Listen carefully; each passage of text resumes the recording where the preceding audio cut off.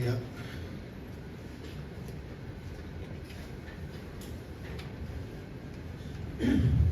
Ta tono lea tatu tala me whanga solo. O le au le to e tai mātau, pe tai se tū musu, ina nei si I matu, o na whai lea malape upu. Ua longo la aso langi le lei mare munga la, e longo foi tuli le tata. Ai ina ua sofa e tas le lua loto nai ta le moa. Ona tu lei lea o le tai lo loto I a ana. Ai tai papa o le tua masanga. Se tau sa ili le tamai tai o maa. O le ala lea o le nofo la inga sa tu I a maa. Tu lou na lava. O manatu I le nei tai au, e wha pēa fu I langona o le nei aso. O lea ua no fale pa I o Samoa I tupu ma o papa. O pa I o tama ma inga foi ma latou tama. O songa tu muam pule, a inga I le tai ma le wao fonti. Ai a le tapu a inga o le motu I sasai. Sua ma le vai whanua, fofo mai tūrangi. Sa ole masale au mua, ma le lau niu na sai lua. Ai a le tu au ma la taua, tamu ala manua teli, ma to o le whale ula. To lona tua no sinave mo luma totua, e awhiwhi o ai alo singa, e fuai whale o san valasi ma inga sa mali atoa. Ala ala ta ile vaina lepa, ma upu ia te oe whale tolu.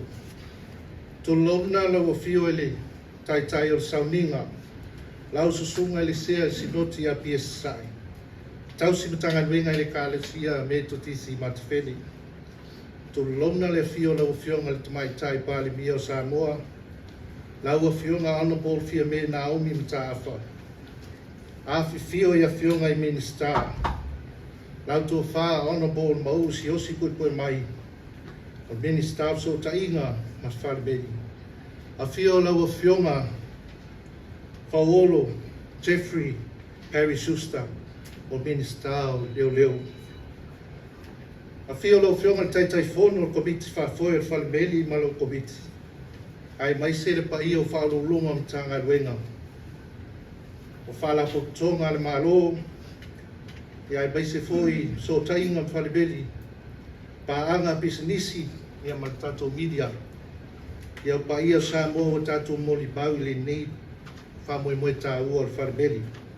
E ia te au le awa male mi ngau, a vea iau e whai mafufonga mumoli o le fionga tai fono ma komiti wha foi.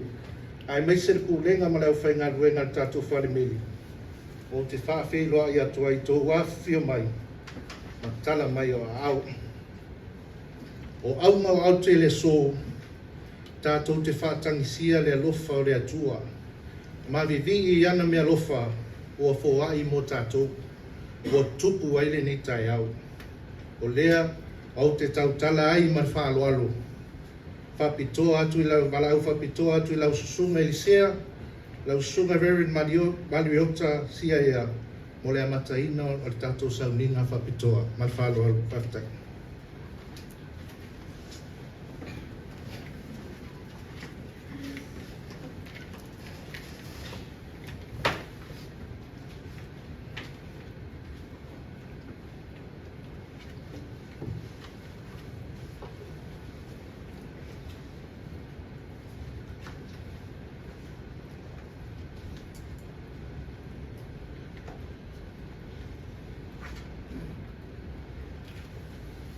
Ua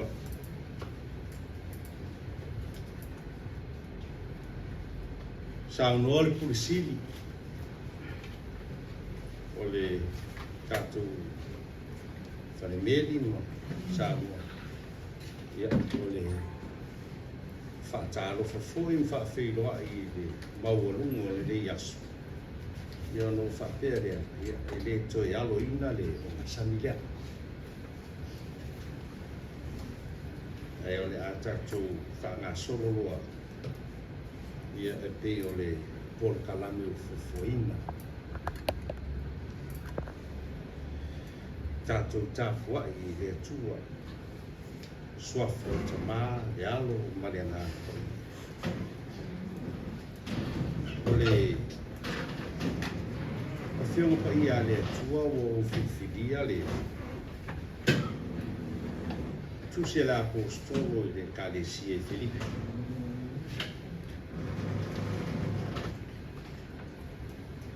Tau ua o te whaitauina, whaingo I tōre o leono o whapea. O te whawhitai atu I loo o tua. I o manatu uma I a te uto. E lea unoa lau whaatonga, ma le fia fia. Wa o te talo uma mo o tau marapa. Ono lo tau mafuta whaatasi I la le tala lele. Talo mai leo lo yaso, o mai le aso ne. O mau tinoa le nei lava mea. O ia na amataina le ngā luenga le lei tonu I atu tau. E wha ato o toa ai lava e ia I atu tau. O mau tinoa le nei mea. O ia na amataina ngā luenga le lei tonu I atu tau. E wha ato o toa I nai lava e ia o ia mea. And so I am sure that God, who began this good work in you, and will continue to be with you. Sau va'aia I le tusivalaudia, I le tusitafsanga, na avatua na po, e winga le nei rotu. Ia nu tau va'aia la ia le ta I titia au tau whaitau tus pa ia po le ase mea e fitau I le. A o le tau sana whamai o le. O le whapa ia ina o nisi o ngā ruenga. Nisi o nisi. Ua whaanga ina tātou wharimeli whaiai le lato o unanga. Ia me se fo yo le whapa ia ina o nisi o sa fau leo tō te tanga ia tu whafo. Ia wa ta pena ina wa le ngā ruenga whaawau le. Ia no whawhitai ia le I le atu. This is the emphasis of St. Paul to the church in Philippi, or to the Philippians, to express himself, how happy he was, the initiative, was God and God alone. Their progress was so much beyond measure because they continue to work together. E pe o le winga lea o le nei aso.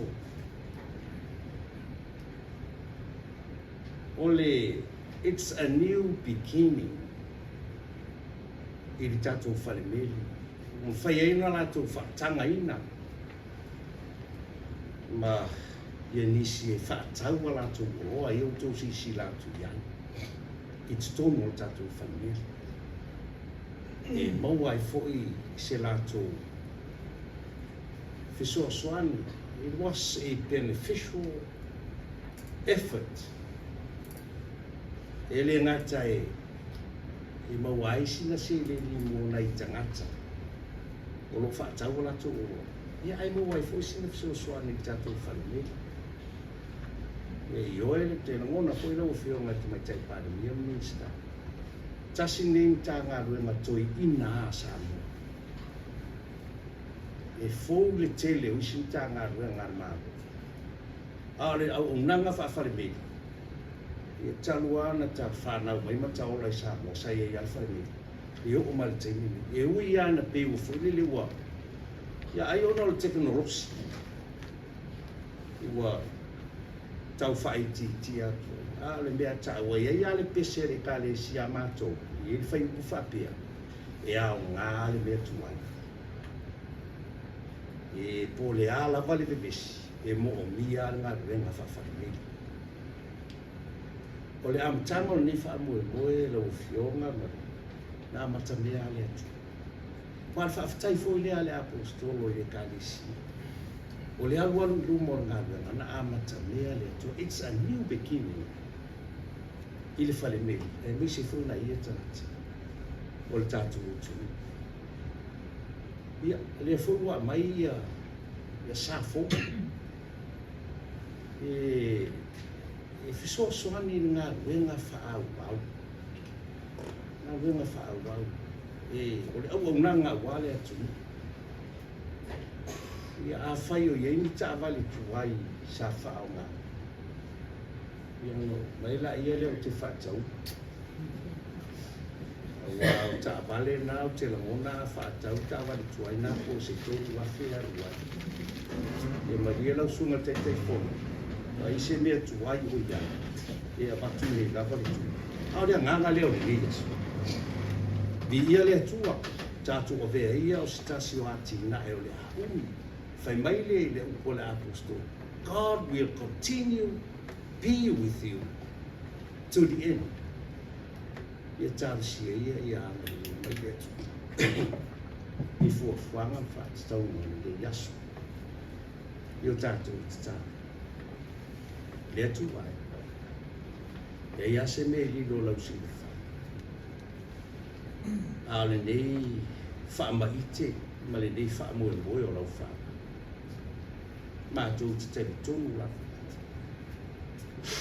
E ngā lue pūnu nō ma tau i. E na e amata mea i lo mātou. Wha tupu nisi manatu fō, ma la ngona fō. O ati nai fō. Au ase manuia lau te leo Samoa mo tata. Wha manuia ia i lātou, le a whaongaina le nei mauta. Wha manuia fō i le au whaingaru. O sa fō o sa unia, au a le tautua wha au au. Ia wha peo nei eilo wanga.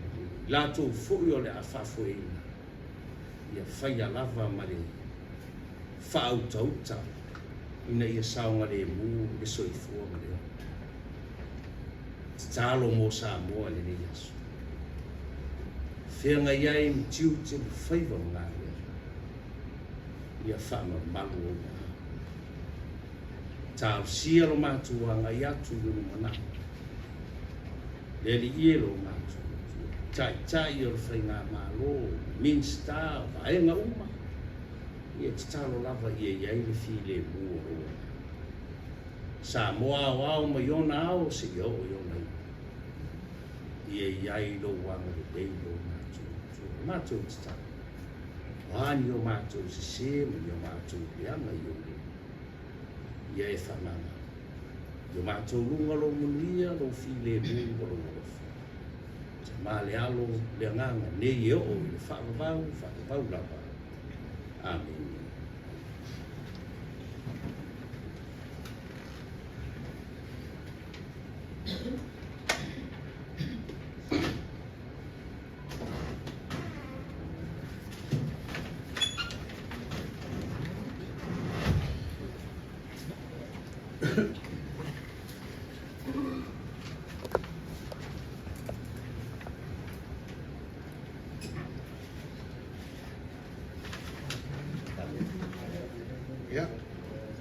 O te manatu lele ua tāle pula, ua ngatonu fo I aso I lona whaifonga. Lele fo I ua mai ale tapu tele, a wāl tatou vata puia ma le atua. Ua tongi fo I le ola, o ulenga au, o so o titi a wāl sauninga mata no fie, papa ia ina ma le tala, ina o se au nanga tā ua, ale tatou whanumeli o Samoa. Si au ta maa vale anganga, sau se taimi, ona toi o toi leo se whanu talanga. O te tau tala lava I le whaaloalo ma le mingau. O te wala awina tuai lana fionga Honourable Prime Minister fia me na aumi mata awha. Mo le launga au tu o le tatou wha moi moi, lau fionga palmi o Samoa.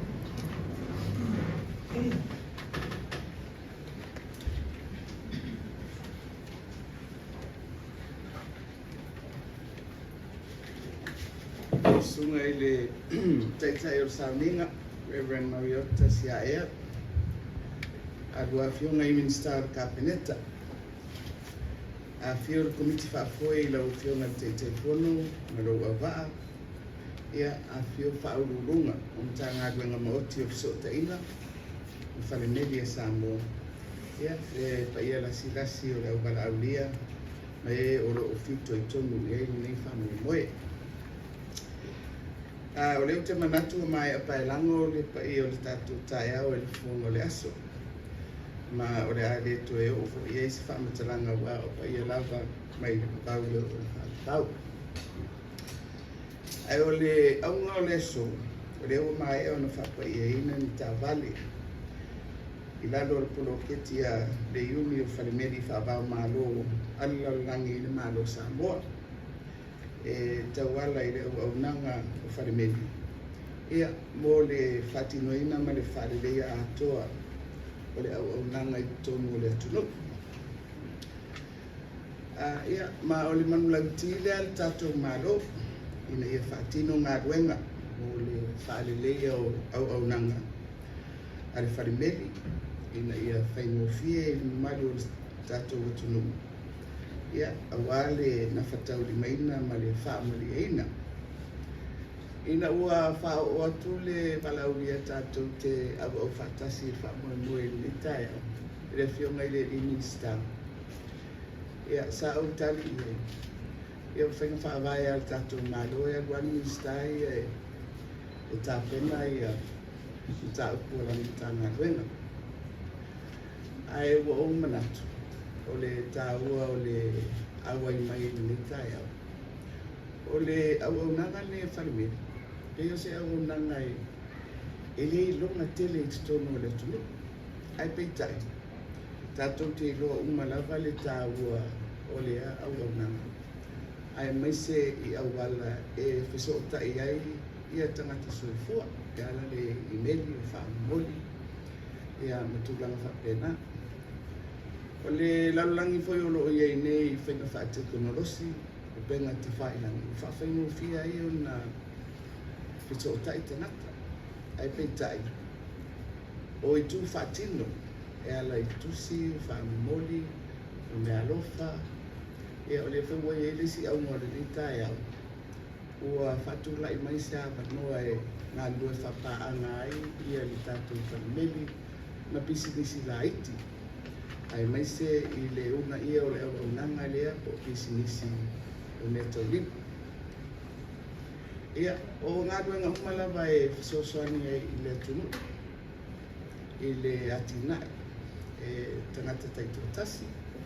Ia, ai mai se fo i le tunu ue ala mai. I le lato fo i whatukula ia o le tamau aina. Ia, pe tau ala mai fo i tiute ma la fonga mo le mālo. O le si me le ilonga tele mo le au nanga le ne o le wharimi. Se tasi ne o wharapo tonga tuma o tia mālo. Na te au sia lava na ngā ruenga whatulanga mai le tau sanga i le tau sanga.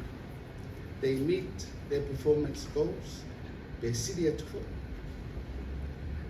E whatukura ia pea, ia le lato sao i tupe e tu inatu tutonu o le mālo mo le tātou watina. Pe o mea ia e le sirifia mai e le lautele o le tunu. Le whatinonga o le au nanga. Ia ma le tūlanga whatukura ia pea o le whaaleleia o au nanga. O se tasi ne o whaalapu tonga. E tūra i mai pea i tausanga te tasi. I le lei whatino o ana au nanga. Mai o te fia whaonga ina le nei awa no e le ngata e whailo e le nātūranga. E le o si le fia lau te. Ai momoli atu ai fo i le whaafitai i le taitei whono mai le tātou komiti whaafoi. Ia ai mese le kulenga. Ia lau sunga i le ofisile kulenga. Ia pena le anganga. E whaonga ina le nei awa noa. E momoli atu ai e le mālo lana whaafitai i lau tautua whaiwhai pēr. Ma le tautua mai ai a tā pena o le au nanga i le tātou atunu. O le si tu tāua o le tāi au le nei, e whailo ai foi. Whainga whapaanga o lo whapena o na langolang sua i le whamoemoe o le atina e o le atunu. Ia e eile iuni o whalemeli whapao malo o lo whapea lava o na taitolua ina le whamoemoe. O le rei fo i paenga tūma oti o le tātou malo e lango mai i ana au nanga.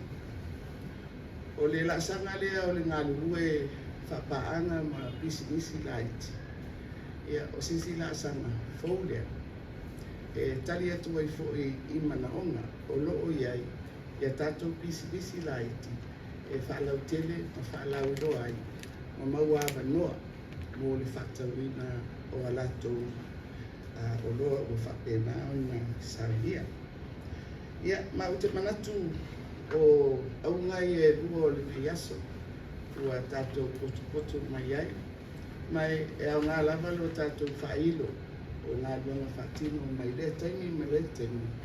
E pine ai le la pe i ruma. O tāpenanga ma le au nanga di tātou malo. Ia, whafteiteri lau sunga i le ofisiri o le i lau launga whapara. Ia le te vai atu. E tau te mana maumana vai le Samoa a Stefan. Ia, mai a mana unia le kopi o launga whapara. Ia, me whasan lau rea mo le uni o le topaanga lea o uni o wharimeri whabao malo. Le tātou whailo ina ni aso. Ai o te ia whaungaina ni a wanoa. E whatastasi o mai tātou uma e maise e a whionga i le minista te whono ma le komiti whatonu ia e maise le ofisi o kulenga ma le o whainga wenga tātou te whailo le tāua o ngā rufa o tātou maua nei aso ia ma ngā wenga whatino ua mwhailo na whangai oi maua te tala alo ia ai e whaapoi mo e rua ia so i fua me e manuia.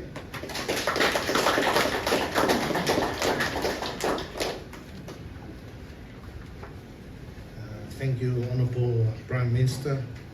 As St. Paul says, love is patient and love is tickle your hearts. O te manatu, lele wa atua li o le masina. Wa atua fo I tino le vātau sili. Ele tō whālalanga, la unga tatala, e lau o fionga I le pālimia. Whawhitai tele lau o fionga. Lele ua whāwhifonga Samoa I lana tō whā. Ma o le finangalo hoi lea o le tātou mālo Samoa. Ti mainga, whetuleinga o le ngaluenga whaatino lea mo le tātou whanameli e whaia pēa wā Samoa. O te manatu leo o le tātou polo kalame i le o tina se tulou o le lipine. E tatala ai e awananga ma tā vale. Ia fia le nganga i wala au atu i lau o whionga, lau tō wha aona po minsta, mau si osi poe mai, o le whaatino ina o le wha moe moe, ma le nganga i tumu o le wha walu. Ia matamu fie le amata me whafo i tatou tā vale, wha moe le tatou ofisa. Ia mana malu leo fia, me whawhaina tatou ne poe tatou atai whafo. Ia mare o ti ina fo i tatou poe. Ai lea whaina le whionga le, whaare lia lea, me poe tatou ia, tai la le whionga.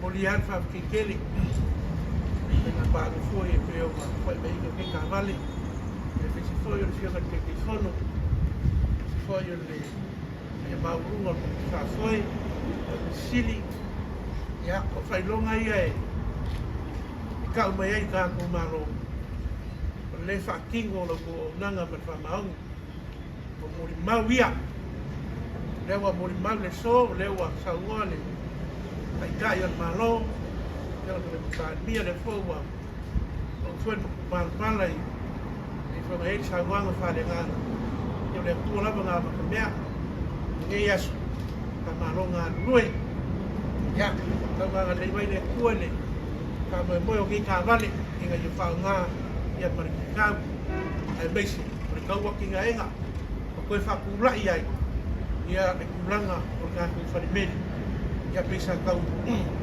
sobre muri al kemiringe ya por bawa ya fai o foringa vai ya ya le ngai ruma ya kau nga le mai le kua e fa mo mo inga ya kau kuia ya pesa la kola fa ngai e wale ngai ruma ya au nga le na ka malo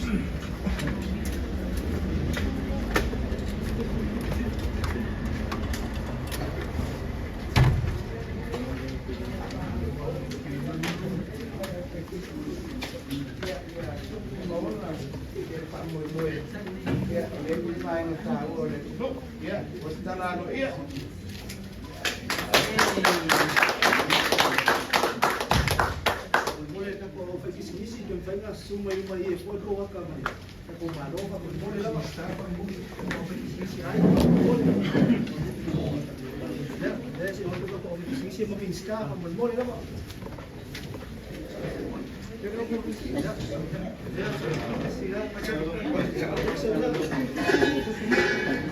ya utsabai da mai